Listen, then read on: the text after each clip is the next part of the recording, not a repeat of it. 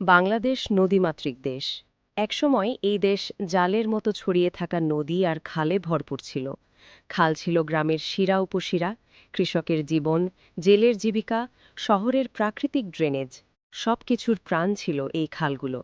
কিন্তু আজ অনেক খাল দখল হয়ে গেছে, ভরাট হয়ে গেছে, হারিয়ে গেছে মানচিত্র থেকে। দীর্ঘদিন ধরে খাল দখল হয়েছে রাজনৈতিক ও প্রভাবশালী মহলের দ্বারা। বর্জ্য ফেলে খাল নষ্ট করা হয়েছে। নগর পরিকল্পনায় খালের গুরুত্ব উপেক্ষা করা হয়েছে। একবার খনন করেও নিয়মিত রক্ষণাবেক্ষণ হয়নি। ফলে খনন না করে আমরা শুধু সমস্যা বাড়িয়েছি। আর সেই ভুলের মূল্য আজ আমরা দিচ্ছি। ঢাকা ও চট্টগ্রামে ভয়াবহ জলাবদ্ধতা।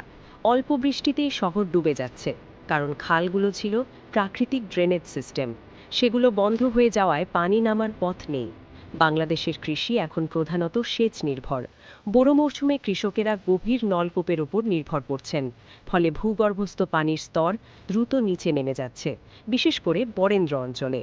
খাল শুকিয়ে যাওয়ায় দেশীয় মাছ কমে গেছে। গ্রামীণ পুষ্টি নিরাপত্তা হুমকিতে পড়েছে।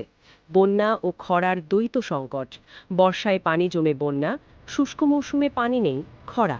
কারণ আমরা পানি ধরে রাখতে পারছি না। পরিকল্পিতভাবে খাল পুনঃখনন করা হলে বর্ষার পানি দ্রুত নিষ্কাশন হতে পারবে এবং দীর্ঘস্থায়ী জলাবদ্ধতা কমে যাবে। বর্ষার অতিরিক্ত পানি খালে সংরক্ষণ করা গেলে শুষ্ক মৌসুমে সেই পানি সেচের কাজে ব্যবহার করা সম্ভব হবে এবং ভূগর্ভস্থ পানির ওপর চাপ কমবে। খালে পানি থাকলে কৃষকেদের গভীর নলকূপের ওপর নির্ভরশীলতা কমবে। ফলে ডিজেল ও বিদ্যুৎ ব্যয় হ্রাস পাবে এবং উৎপাদন খরচ কমে যাবে।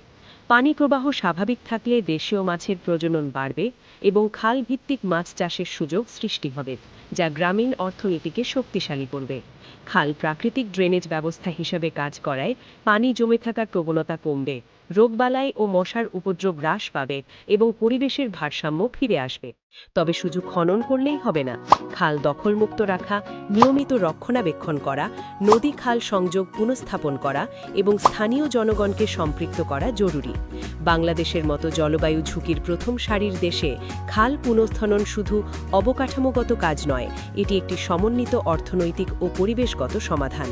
খাল শুধু পানি বহন করে না, এটি বহন করে কৃষি, অর্থনীতি, পরিবেশ এবং মানুষের জীবনযাত্রার স্থিতিশীলতা।